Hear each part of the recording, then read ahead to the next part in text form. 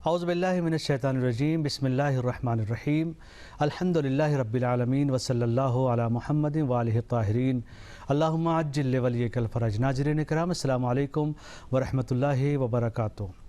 Programme قرآن اور زندگی میں آپ سب کا استقبال ہے اور آج گفتگو ہے توحید ذاتی کے حوالے سے۔ چلتے ہیں مولانا کے پاس اور ہم آج اپنے مہمانوں سے آپ کو روبرو کراتے ہیں اور گفتگو آپ کے سامنے انشاءاللہ پیش کی جائے گی۔ السلام علیکم ورحمۃ اللہ وبرکاتہ۔ وعلیکم السلام ورحمۃ اللہ وبرکاتہ۔ سب سے پہلے تو ہم آپ کا شکریہ ادا کرتے ہیں کہ آپ یہاں پر تشریف لائے اور بہترین گفتگو جو آپ نے پچھلے پروگرام سے وابستہ ہے اور توحید ذاتی کے حوالے سے انشاءاللہ ہم آپ سے ضرور استفادہ کریں گے، اور ساتھ ہی ساتھ ہم اپنے ان حاضرین کے بھی شکر گزار ہیں کہ جو آپ نے بہترین وقت دیا اور اپنا قیمتی وقت یہاں پر دے کر اپنے سوالات یہاں پر پیش کیے۔ چونکہ آپ کے سوال اس لیے اہم ہیں کیونکہ آپ کے سوال میں لاکھوں لوگوں کا جواب پنہا ہے۔ ہم آپ تمام حضرات کے شکر گزار ہیں۔ گفتگو ہماری یہاں پر ہمارے حاضرین اور خصوصاً مولانا سے یہاں پر جاری ہوگی، مگر ایک چھوٹے سے بریک کے بعد۔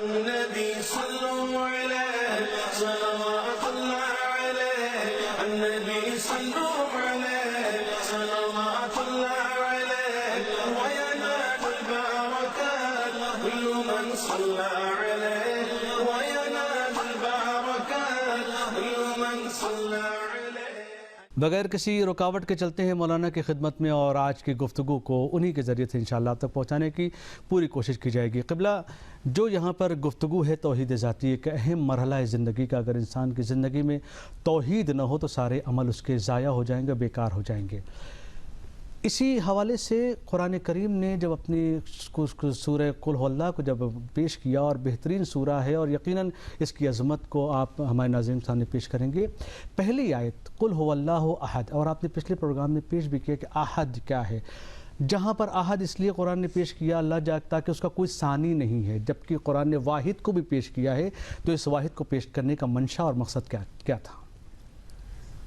جی، بہت ہی اچھا پہلو آپ نے پیش کیا ہے۔ میں اپنے ناظرین کی خدمت میں سلام پیش کرتا ہوں اور امید کرتا ہوں کہ انشاءاللہ توحید ذاتی کے حوالے سے وہ باتیں جو پیش کی جاتی ہیں ان کو آسان الفاظ میں ان تک کے پہنچاؤں۔ جی، یہ اہمیت توحید ذاتی کے حوالے سے اگر دیکھا جائے اور جس سورے کی طرف آپ نے اشارہ کیا، یعنی اگر میں کہوں کہ توحید ذاتی کی اہمیت میں یہی کافی ہے کہ اللہ تعالیٰ نے ایک خاص سورہ جی مخصوص کر دیا ہے اس چیز کے لیے کہ اللہ تعالیٰ کی توحید اور اس کی ذات کو سمجھنے کے لیے آپ اس سورہ کی طرف رجوع کریں۔ جی، وہ سورہ توحید ہے، اس کو سورہ اخلاص بھی کہتے ہیں، کہ جس کے اندر اللہ تعالیٰ ارشاد فرما رہا ہے کہ بسم اللہ الرحمن الرحیم قل هو اللہ احد۔ یہ سورہ کب نازل ہوا کہ جب یہود و نصارہ نے رسول اللہ صلی اللہ علیہ وآلہ وسلم سے پوچھا کہ اپنے خدا کو پہچنواؤ، جی، اس کا تعارف کرواؤ، تو رسول اللہ 3 دن تک کے خاموش رہے، اور 3 دن بعد یہ سورہ نازل ہوا اور ایک ایسا تعارف پیش کیا کہ جو ہر لحاظ سے کامل ہے۔ جی، کیونکہ اس سورہ کے اندر جتنی بھی آیتیں ہیں اس کے اندر، وہ سب کی سب اللہ تعالیٰ کی ذات کا ایک پہلو آپ کے سامنے رکھ رہی ہیں۔ بے شک۔ تو یہ اصل اہمیت کے حوالے سے، البتہ اہمیت کے حوالے سے کچھ اور باتیں یہاں پر ہیں، اگر موقع ہے تو میں بیان کروں۔ بسم اللہ بسم اللہ۔ دیکھیے، توحید ہماری ذات کے لیے، ہماری اس زندگی کے لیے بہت اہم ہے، بے شک، اور اس کا پہلو، اس کی اہمیت کا پہلو ہم کئی لحاظ سے دیکھ سکتے ہیں۔ جی، اس میں سے ایک لحاظ یہ ہے کہ ہمارے اعتقادات میں، ہمارے عقیدوں میں توحید کا بہت بڑا کردار ہے۔ جی، خاص طور سے ہمارے ناظرین کے جو اردو زبان سے ان کا تعلق ہے، ہم دیکھتے ہیں کہ ہمارے جو اردو زبان کے ممالک ہیں ان کے اندر اہل بیت علیہ السلام سے بہت زیادہ لوگ منسلک ہیں، جی، ماشاءاللہ سے، اور یہ ایک بہت ہی بڑی نعمت ہے ہم لوگوں کے اوپر۔ لیکن ہم دیکھیں، اگر ہمیں امامت کو سمجھنا ہو، حتیٰ نبوت اور معاد کو سمجھنا ہو، قیامت کو سمجھنا ہو، تو اس کے لیے توحید کا سمجھنا بہت ضروری ہے۔ بے شک۔ وہ کیوں ضروری ہے؟ وہ اس لیے ضروری ہے کہ امامت اور نبوت ایک ایسے منصب ہیں، امامت ایک ایسی دی ہوئی چیز ہے کہ جس کو پروردگار عطا کرتا ہے، بے شک، نبوت اللہ تعالیٰ عطا کرتا ہے. بے شک. نبوت کا مطلب کیا ہے؟ رسالت کا مطلب کیا ہے؟ یعنی اللہ تعالیٰ کا ایک نمائندہ ہے، اللہ تعالیٰ کا ایک ریپریزنٹیٹیو ہے کہ جو اس دنیا میں آیا ہے. بے شک. اور امامت بھی اسی نمائندے کی جگہ کو آ کر بعد میں لے رہے ہیں. تو لہٰذا اگر ہم امامت کو جاننا چاہتے ہیں، امامت کو پہچاننا چاہتے ہیں، اہل بیت علیہ السلام کے مقام کو، ان کی منزلت کو، ان کی وقات کو جاننا چاہتے ہیں، تو بہت ضروری ہے کہ ہم توحید کو پہچانیں. بے شک. ایک مثال آپ کے سامنے پیش کروں کہ اگر میں آپ سے کہوں، فرض کیجئے کہ ایک بہت بڑی کمپنی ہے، البتہ میں بہت بڑی پہلے نہ کہوں، آپ سے کہوں مثال کے طور پہ اب کوئی بھی کمپنی لے لیجئے، اسٹیٹ گریڈ کارپوریشن کمپنی کے ریپریزنٹیٹیو یہ بیٹھے ہوئے ہیں. جی.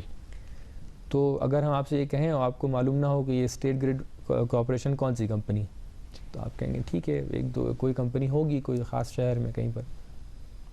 لیکن اگر میں پلٹ کے آپ سے یہ کہوں کہ جس کمپنی کا نام میں نے آپ کے سامنے لیا ہے وہ چائنا کی سب سے بڑی کمپنی ہے اور دنیا بھر میں سب سے بڑی کمپنی جو الیکٹریسٹی سپلائی کرتی ہے اس کے ذریعے سے ہوتی ہے، جی. تو آپ کہیں گے اتنی بڑی کمپنی ہے، یہ اتنی بڑی کمپنی کے نمائندے ہیں. تو لہٰذا جب تک کہ ہمیں بتایا نہیں گیا تھا کہ یہ کون سی کمپنی ہے، تب تک کہ آپ کو اس نمائندگی کا، وہ جو سامنے والا ریپریزنٹیٹیو تھا، اتنا زیادہ متاثر نہیں تھے. اتنا متاثر نہیں تھے، آپ کو ان کی اہمیت پتہ نہیں تھی.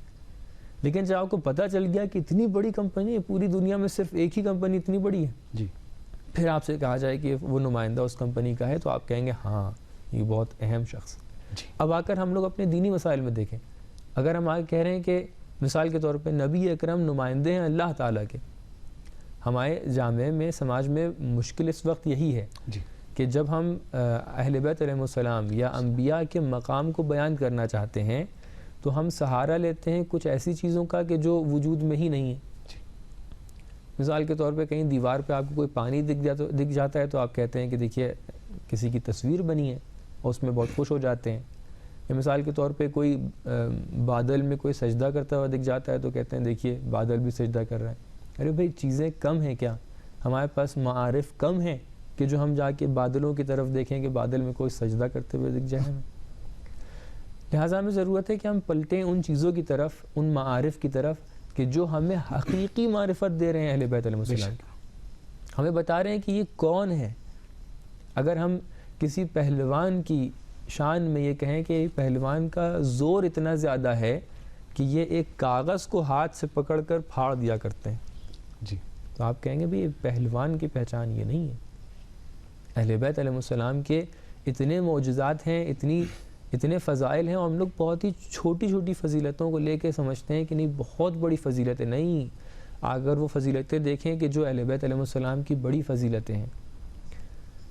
امام علیہ السلام فرما رہے ہیں کہ میرے لیے فخر یہ ہے، رسول اللہ بھی فرماتے ہیں کہ میرے لیے فخر یہ ہے کہ میں اللہ تعالیٰ کا بندہ ہوں. سبحان اللہ، سبحان اللہ. بہرحال تو ہم اس چیز کی طرف دیکھیں کہ اگر ہمیں اصلی مقام اور منزلت کو پہچاننا ہے اہل بیت علیہ السلام کی، تو ضرورت ہے اس چیز کی کہ ہم آ کر دیکھیں کہ جس کے یہ نمائندے ہیں وہ کون ہیں. سبحان اللہ. یعنی ان کے ذریعے سے بھی کسی بھی مرحلے کو اگر پہچاننا ہے تو توحید ہر مرحلے کے لیے پہلا مقام رکھتا ہے، اس کے بغیر کسی کو پہچانا نہیں جا سکتا. اور اب اجازت کے ساتھ میں اپنے حاضرین میں سے بھی چاہوں گا کہ یہ لوگ سوال کریں. جی ڈاکٹر صاحب، آپ سوال کرنا چاہ رہے تھے. جی.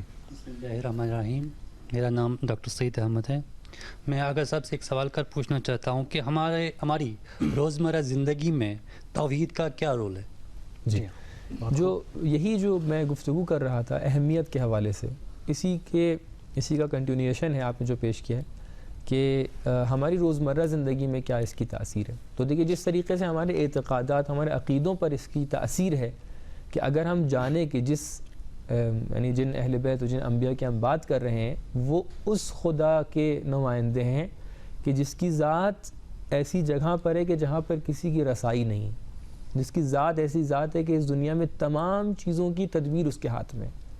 اس دنیا میں کوئی کام ایسا نہیں ہوتا ہے کہ اس کی اجازت کے بغیر ہو جائے. سبحان اللہ. تو ہمیں سمجھ میں آئے گا کہ نمائندہ کیسا ہے، اس کی اہمیت کیا ہے. اب یہیں سے ہم پلٹتے ہیں اس چیز کی طرف کہ یہ توحید نہ صرف ہمارے اعتقادات میں بلکہ ہمارے عمل میں بھی بہت مؤثر ہے. جو آپ نے بات پوچھی کہ ہمارے روزمرہ زندگی میں اگر ہم دیکھیں تو توحید کا بہت کردار ہے. کیسے کردار ہے؟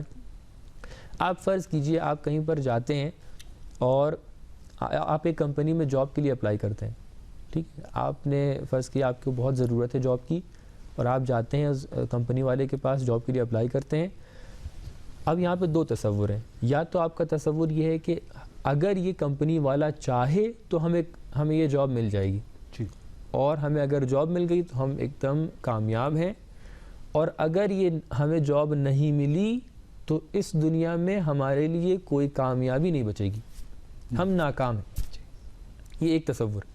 دوسرا تصور یہ ہے کہ ہم کہیں کہ یہ سامنے جو بیٹھا ہوا ہے کمپنی کا مالک، یہ ہمیں نوکری دے یا نہ دے، کیا اس کے اوپر ہمارا کوئی اللہ بیٹھا ہوا ہے سبحان اللہ. کہ اگر ہمارا رزق اس کے ذریعے سے لکھا ہے اس نے تو ہمیں یہ نوکری مل جائے، اچھی بات ہے. اگر ہمارا رزق یہاں پر نہیں لکھا ہے اور ہمیں یہ نوکری نہیں ملتی ہے تو ہمیں کوئی ڈر نہیں ہے، بے شک. کیونکہ وہ ہمیں رزق پہنچا دے. سبحان اللہ. تو آپ دیکھیں کتنا فرق ہو جائے گا کہ انسان یہ عقیدہ اگر لے کے جائے کہ جو یہ سامنے بیٹھا ہے بس یہی ہے، اگر اس نے ہمارا کام نہیں کیا تو ہم اس دنیا میں ناکام ہیں.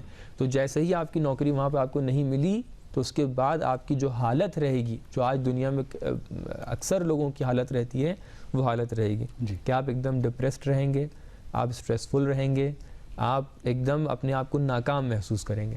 لیکن اسی کے مقابلے میں جو شخص موحد رہے گا وہ دیکھے گا اب یہ نوکری نہیں ملی، کوئی بات نہیں، اگلی میں جائیں گے، ہمارا اللہ تو اوپر سے ہمارے لیے تدبیر کر رہا ہے. بے شک. اگر یہاں پر رزق نہیں لکھا ہے اس نے تو کہیں اور تو لکھا ہوگا، سبحان اللہ. اور محنت کریں گے. تو یہ ایک پہلو ہے اس کا. دوسرا پہلو یہ ہے کہ جب انسان اللہ تعالیٰ کی توحید کو مان لے گا تو اس کو معلوم ہے کہ اس پوری دنیا میں جو دیکھنے والا ہے صرف ایک ذات ہے. وہ بہت. علم یعلم بان اللہ یرا، کیا یہ انسان نہیں جانتا ہے کہ اللہ تعالیٰ دیکھ رہا ہے؟ اور وہ دیکھنے والی ذات صرف ایک ذات ہے. تو لہٰذا ہمیں کسی دوسرے کے دیکھنے پر کوئی ہمیں جھجک نہیں ہوگی، کوئی شرم نہیں آئے گی کہ اگر ہم کام جو کر رہے ہیں 100 لوگ ہماری مخالفت کر رہے ہوں، لیکن ہمیں معلوم ہے جس کی تاثیر ہے وہ ایک شخص ہے. سبحان اللہ. جو ہمارے اعمال پر جس کے سامنے ہمیں دکھانا ہے وہ خالی ایک شخص ہے. تو لہٰذا ہم جو بھی کام کریں گے ایک دم بے جھجک کام کریں. جی، اور اس کا اثر بھی ہوگا کہ پھر ہم جلوت اور خلوت ہمارے لیے کوئی معنی نہ رکھیں، کیونکہ دیکھنے والا کسی جلوت کا محتاج نہیں ہو، کسی خلوت کا محتاج نہیں ہے. اور بہترین سوال تھا اور اس سے بہترین آپ کا جواب تھا. تو یہاں پر اگر ہم یہ چلتے ہیں آگے کہ سوال یہاں پر یہ اٹھتا ہے توحید کے حوالے سے کہ آپ دیکھیں کبھی کبھی لوگ اعتراض کرتے ہیں اس حدیث کے اوپر، جیسا کہ آپ نے اس کو بارہا کہیں نہ کہیں تکرار کیا ہوگا کہ میں ایک چھپا ہوا خزانہ تھا، میں نے چاہا کہ میں پہچانا جاؤں تو میں نے مخلوق خلق کی. یہاں پر تو یہاں پر جب ہم اس سورہ توحید کو جو آپ نے یہاں پر پڑھا، اللہ الصمد جو اس کی ایک آیت ہے، اللہ بے نیاز ہے، تو کیا یہاں پر اس کی بے نیازی کے اوپر وہ لوگ اعتراض کرتے ہیں یہ حدیث اس بے نیازی کے مقابلے پر ہے؟ میں چاہوں گا کہ آپ ہمارے ناظرین کو اس حوالے سے ضرور بیان کریں. جی، اللہ الصمد کی تفسیر بہرحال بہت اس کے لیے بہت وضاحت کی ضرورت ہے. لیکن صمد کے لیے اتنا ہی کہہ دیں کہ صمد کا الگ الگ مطلب اور الگ الگ معانی پیش کیے گئے ہیں. صمد قصد کو بھی کہا جاتا ہے. جی. جو آپ کہہ رہے ہیں اللہ الصمد یعنی اللہ المصمود، یعنی اللہ المقصود، یعنی اللہ تعالیٰ ہی وہ ذات ہے کہ جس کی طرف قصد کیا جا سکتا ہے. اس کے علاوہ کوئی ایسی ذات نہیں ہے کہ جو انتہائی طور پہ اس کے لیے یعنی کوئی ڈیسٹینیشن نہیں ہے اس کے علاوہ آخری.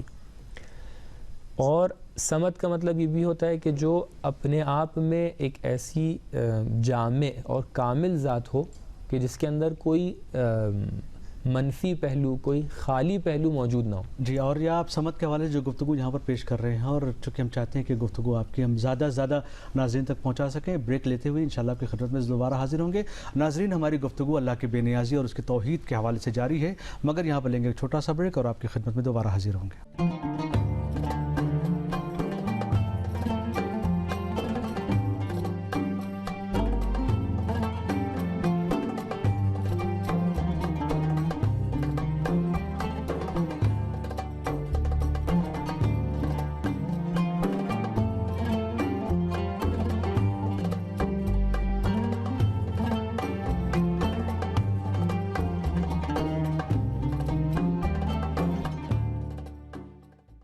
بریک کے بعد ایک مرتبہ پھر سے آپ کا استقبال ہے اور گفتگو ہے توحید ذاتی کے حوالے سے، اور یہاں پر معرفت بھری گفتگو جاری ہے. چلیں گے مولانا کی خدمت میں. قبلہ، جو حدیث میں نے آپ کے سامنے پیش کی اور اس کے چونکہ اعتراض ہوتا ہے کہ سمدیت کے مخالف اور سمدیت کے آپ کے سمد کے معنی آپ بیان کر رہے تھے، میں چاہوں گا اسی کو آپ کنٹینیو کریں. جی، میں سمد کا مطلب بیان کر رہا تھا کہ سمد کا مطلب کیا ہوتا ہے. تو دو معنی یہاں پر پیش کیے جا سکتے ہیں. ایک تو یہی معنی ہے کہ اللہ مقصود ہے، جی، یعنی جو نہائی طور پہ جو آخری ذات ہے کہ جس کی طرف کوئی انسان قصد کر سکتا ہے، جا سکتا ہے، وہ اللہ کی ذات ہے۔ سبحان اللہ۔ دوسرا مطلب یہ ہے کہ دوسرا معنی یہ ہے کہ اللہ تعالیٰ کی ذات ایک ایسی ذات ہے کہ جس کا کوئی بھی حصہ منفی نہیں ہے، خالی نہیں ہے، بلکہ وہ پوری طریقے سے بھرا ہوا ہے، سبحان اللہ۔ اور لہٰذا اس کے اندر کوئی کمی نہیں پائی جاتی ہے پوری طریقے سے، یعنی کوئی ضعف نہیں پایا جاتا یعنی ہے، کمال مطلق، کمال ہم مطلق۔ نقص نہیں اس میں تلاش کر سکتے۔ جی یقیناً۔ اب بات آتی ہے کہ اس سمجھ سے کتنی باتوں کو نکالا جا سکتا ہے۔ تو سمجھ سے بہت سے ٹائم پہ یہ دیکھا جاتا ہے کہ علماء اس میں سے ہی اس بات کو نکالتے ہیں کہ اللہ تعالیٰ کا کوئی جز نہیں ہے، کیونکہ جو چیز جس کے اندر کوئی نقص نہیں پایا جا رہا ہے، تو کیونکہ تجزیہ اور کسی کا مثال کے طور پہ دو چیزوں کا مل کے آپس میں جو ترکیب ہوتی ہے دو چیزوں کی، جب اس کو ملائیے تو کیونکہ یہ الگ ہو سکتی ہیں بعد میں، لہٰذا اس کے لیے ایک نقص ہے۔ جی لہٰذا آپ دیکھیے آج کی دنیا میں جو چیز بہرحال ہمارے محسوسات میں بھی جو چیزیں پوری کی پوری ایک شیپ میں ہوتی ہیں، ایک چیز جو ہوتی ہے اس کو لوگ پسند کرتے ہیں اس کے مقابل میں کہ جو کئی پرزوں سے مل کے بنی۔ جی تو اسی میں ایک جنبہ، ایک پہلو یہ آتا ہے کہ توحید افعالی کے حوالے سے جب اللہ تعالیٰ بے نیاز ہے تو اللہ تعالیٰ کو اپنے فعل کے لیے کیوں کسی چیز کی ضرورت محسوس ہو رہی ہے؟ تو اس کا جواب یہ ہے کہ آپ فرق ہے اس چیز میں کہ کوئی شخص ایک کام کسی ٹول یا کسی ذریعے کسی چیز کے ذریعے کرے جی اور اس کی طرف محتاج ہو، اور اس میں کہ وہ کسی چیز کا محتاج نہیں ہے لیکن وہ استعمال کر رہا ہے۔ مثال کے طور پہ آپ سے کہا جائے کہ کیا آپ اٹھ کے پانی پی سکتے ہیں؟ اگر فرض کریے کوئی راجہ مہاراجہ ہے، وہ کہے کہ بھیا میں اٹھ کے پانی پی سکتا ہوں، جی لیکن کیونکہ نوکر چاکر ہیں لہٰذا وہ کہہ دے گا میرے لیے پانی لے آؤ، تو آپ کیا کہہ سکتے ہیں کہ کیونکہ وہ اپنے نوکر سے کہہ رہا ہے کہ پانی لے کے آؤ اس لیے وہ محتاج ہے، خود پانی نہیں پی سکتا ہے؟ کیا بات ہے۔ نہیں، ایسا نہیں ہے، وہ خود پی سکتا ہے لیکن اس کا دل یہ چاہ رہا ہے کہ وہ کہے کہ اس کا کوئی بندہ جا کر پانی لے کے آ جائے۔ جی یہاں پر بھی یہی فرق ہے کہ اللہ تعالیٰ ایک مرتبہ ایک کام کرتا ہے اور ہم تصور اگر یہ کریں کہ نہیں اللہ تعالیٰ محتاج ہے معاذ اللہ اس میں اور اس چیز میں، کہ اللہ تعالیٰ محتاج نہیں ہے لیکن یہ کام کر رہا ہے، جی اس کا دل چاہ رہا ہے یہ کام کر رہا ہے، تو ان دونوں میں ڈفرینس ہے، ان دونوں میں فرق ہے۔ بے شک۔ تو جب ہم دیکھتے ہیں ایسے افعال کی طرف کہ اللہ تعالیٰ کہہ رہا ہے کن تو کنزن مخفیہ، اب یہاں پر اللہ تعالیٰ جب اپنے آپ کو پہچنوانے کے لیے کوئی چیز خلق کر رہا ہے تو وہ خلق کا محتاج نہیں ہے۔ جی امام صادق علیہ السلام سے حدیث ہے، اللہم صلی علی محمد وعلی محمد، توحید صدوق میں اگر آپ لوگ مراجعہ کریں تو وہاں پر آپ ارشاد فرماتے ہیں کہ اللہ تعالیٰ عالم تھا اس وقت کہ جب لا معلومہ، کوئی معلوم نہیں تھا، سبحان قادر تھا اس وقت کہ جب کوئی مقدور نہیں تھا، اللہ۔ رازق تھا جب کوئی مرزوق نہیں تھا۔ سبحان بہت ہی عجیب کیفیت ہے اس جملے کی کہ اللہ تعالیٰ اس وقت بھی رازق ہے جب کوئی مرزوق نہیں ہے۔ سبحان اس کا مطلب یہ تمام صفات جو آپ دیکھ رہے ہیں یہی اپنے آپ کو پہچنوانے والی صفات جی یہ اس کے اندر پہلے سے موجود ہے، رازقیت کی صفات اس کے اندر پہلے سے موجود ہے کیونکہ وہ قادر ہے اس چیز کے اوپر کہ وہ رزق کسی کو دے سکے۔ سبحان اللہ۔ تو لہٰذا یہاں پر جب اگر دیکھ رہے ہیں آپ کسی کو خلق کر رہا ہے اللہ تعالیٰ تو اس کا مطلب یہ نہیں کہ محتاج ہے، نہیں، وہ اس ذریعے سے یہ کام کر رہا ہے، اگر چاہے تو اس کے علاوہ بھی کر سکتا ہے۔ بہت خوب اور بہترین جواب دیا آپ نے، اور ہم چلتے ہیں اپنے حاضرین کی طرف کہ اگر آپ میں سے کوئی صاحب جی آپ سوال کرنا چاہتے ہیں تو ضرور آپ سوال کریں اس توحید کے حوالے سے۔ بسم اللہ الرحمن الرحیم۔ السلام علیکم، علیکم السلام۔ میرا نام دانیال زیدی ہے اور میرا سوال یہ ہے کہ اس سورہ میں، سورہ توحید کے آخری آیت میں کہا جاتا ہے کہ وَلَمْ يَكُن لَهُ كُفُوًا أَحَدٌ، تو اس کا معنی کیا ہے، اس کی اہمیت کیا ہے؟ جی بہت شکریہ آپ کا۔ جی جی وَلَمْ يَكُن لَهُ كُفُوًا أَحَدٌ کا مطلب یہ ہے کہ اللہ تعالیٰ کے لیے کوئی ہم رتبہ نہیں۔ کفو کا مطلب ہوتا ہے مثل، ہم رتبہ، جو اسی کے لیول میں ہو، اس کے جیسا ہو۔ جب اللہ تعالیٰ کی ذات کی بات آتی ہے، جیسا کہ میں نے شروع میں بھی یہ عرض کیا تھا کہ یہ توحید کی سورہ توحید جو ہے وہ اللہ تعالیٰ کی توحید کے حوالے سے پوری ایک کامل گفتگو ہے۔ سبحان اللہ۔ کہ آپ جب شروع کرتے ہیں، جب وہاں قل هو اللہ احد، تو احد سے اللہ تعالیٰ کی ذات کا ایک پہلو کہ اللہ تعالیٰ احد واحد نہیں ہے، جی اور اس کے بعد اللہ الصمد، اس کی بے نیازی کو، اور آخر میں آ کر وَلَمْ يَكُن لَهُ كُفُوًا أَحَدٌ، بیچ میں جو لم یلد ولم یولد کی بات آ رہی ہے اس کے اندر بھی اس کی بے نیازی اور عدم ترکیب اور عدم تجزیہ سمجھ میں آتا ہے، اور آخر میں یہ پہلو ہے کہ اللہ تعالیٰ نہ صرف اپنی ذات میں بلکہ باہر کے حوالے سے، دو چیزیں ہیں نا، ایک مرتبہ اس کی ذات کی طرف دیکھ رہے ہیں، اس کو بولتے ہیں مقام احدیت، جی، ایک مرتبہ اس کے باہر کی طرف دیکھتے ہیں، اس کو بولتے ہیں مقام واحدیت. یعنی یہ کہ اللہ تعالیٰ کی ذات میں جب دیکھیں گے تب بھی اس کے اندر نہ کوئی جز پایا جاتا ہے نہ کوئی ترکیب پائی جاتی ہے، اور جب اس کی ذات سے باہر نکل کے دکھ رہے ہیں یعنی کسی اور چیز سے اس کو مقایسہ کرنا چاہ رہے ہیں تو وہاں پر بھی اس کے لیے نہ کوئی نظیر ہے نہ کوئی مثل ہے. تو لہٰذا یہ وہ مقام ہے کہ جہاں پہ آپ کہہ رہے ہیں وَلَمْ يَكُنْ لَهُ كُفُوًا أَحَدٌ، یعنی اللہ تعالیٰ اگر اس کی ذات سے کسی اور ذات کو آپ کمپیئر کریں، البتہ اللہ تعالیٰ کی ذات ایسی ذات ہے کہ جس کے ذیل میں کوئی قابل مقایسہ نہیں ہے، کسی سے کمپیئر نہیں کر سکتے ہیں، لیکن بس یہ کہ اللہ تعالیٰ کی ذات کو آپ ایک مرتبہ اس مقام پہ لے کے جائیں کہ جو اس کو آپ الگ کریں دوسری مخلوقات سے، تب جب آپ کمپیئر کریں مخلوقات و اللہ کے درمیان تو وہاں پر بھی یہ مقام واحدیت کہ جہاں پر آپ کہیں گے کہ اللہ تعالیٰ کی ذات بھی ویسی ذات تھی کہ جس میں کوئی نقص نہیں پایا جاتا تھا، اور جب باہر بھی مقایسہ کریں تو اس کے جیسی کوئی ذات نہیں پائی جاتی ہے، اس کا مثل کوئی نہیں پایا جاتا ہے، کہ جو مفہوم ہے دوسری آیت کا بھی لیسا کمثلہ شیء. جی، اور یہ جو انہوں نے سوال کیا وَلَمْ يَكُنْ لَهُ كُفُوًا أَحَدٌ، اور یہ نتیجہ تھا اس سورے کا کہ جہاں پر اللہ نے اپنی بے نیازی کو بھی ذکر کیا، ہر چیز کو ذکر کیا، اور لاسٹ میں آ کر اس نے اپنی بات بیان کہ جب اتنی صفات ہمارے اندر ہیں تو اب کوئی ایسا نہیں ہے جس کے اندر یہ چیزیں نہ ہو. ہر ایک جو کسی خالق کے ذریعے سے خلق ہوا ہے، کسی والد کے ذریعے سے مولود قرار پایا ہے، ہم وہ ہیں، نہ ہمارا کوئی باپ ہے نہ ہمارا کوئی بیٹا ہے. لہٰذا ہماری گفتگو چونکہ انتہائی مرحلے پر پہنچ چکی ہے، ایک لاسٹ میں آپ سے چاہوں گا کہ یہاں پر توحید کے حوالے سے دو کلموں میں آپ ہمارے ناظرین کو ایسی چیز بتائیں جو توحید کو پوری طریقے سے سمجھ لیں، اور جیسا کہ معصومین علیہ السلام نے توحید کو بیان کیا ہے.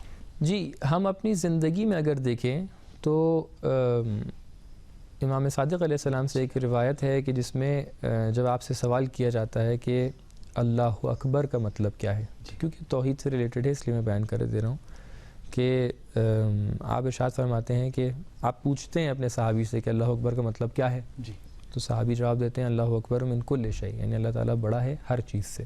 تو آپ فرماتے ہیں نہیں، اگر تم اللہ اکبر من کل شیء کہہ رہے ہو تو تم نے اللہ کو فرض کیا ہے اور اللہ کے سامنے ایک چیز کو فرض کیا ہے، آپس میں کمپیئر کر کے پھر کہا ہے کہ نہیں اللہ تعالیٰ اس سے بڑا ہے، یہ کل شیء یہ اللہ، پھر آپ کہہ رہے ہیں کل شیء سے بڑا ہے.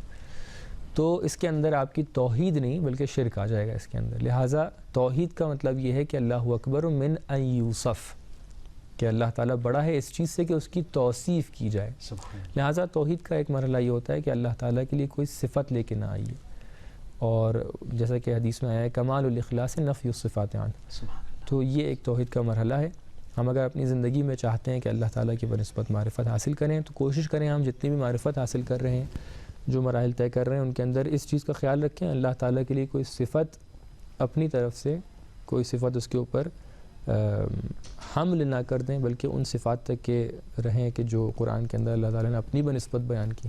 جی، اور توحید کو اس طریقے سے سمجھنے کی کوشش کریں کہ جو اہل بیت علیہ السلام نے اور انبیاء کرام علیہ السلام نے جس طریقے سے پہچنوایا ہے. جی، کیونکہ ظاہر سی بات ہے جب انسان اپنی طرف ہم لوگ دیکھیں تو ہم لوگ ایک جسم مادی رکھتے ہیں، محدود روح رکھتے ہیں، لیکن جو اولیاء اللہ ہوتے ہیں، جو اللہ تعالیٰ کے مظاہر ہیں، ان کی طرف اگر دیکھیں تو وہ ایک الگ سطح پر ہیں، وہ اللہ کے مظہر قرآن ہیں. کے ساتھ ساتھ قرآن جو کتاب تھی اس کے ساتھ ساتھ اللہ نے معلمین قرآن کو بھیجا تاکہ قرآن کو سمجھایا جا سکے. ایسا نہ ہو کہ لوگ در حقیقت توحید پرست ہوں اور شرک کی وادی میں چلے جا رہے ہو. لہٰذا اللہ نے معلمین قرآن کا انتظام کیا. بہت بہت شکریہ آپ کا، آپ یہاں پر تشریف لائے اور بہترین معلومات ہمارے ناظرین کے حوالے کیا، اور ساتھ ہی ساتھ ہم آپ بزرگان کے بھی شکر گزار ہیں کہ آپ نے وقت دیا اور سوال کیا، ہمارے ساتھ شریک رہے. ہم آپ تمام بزرگان کے بھی شکر گزار ہیں. گفتگو جو بھی تھی ہم کوشش یہ کریں کہ ان گفتگو کو اپنی زندگی میں عملی کریں. توحید اگر نہیں ہے تو سب کچھ بیکار ہے. کوشش یہ کریں کہ توحید پر اپنی آنچ نہ آنے دیں تاکہ دنیا میں بھی سعید رہیں اور آخرت میں بھی. والسلام علیکم ورحمۃ اللہ وبرکاتہ.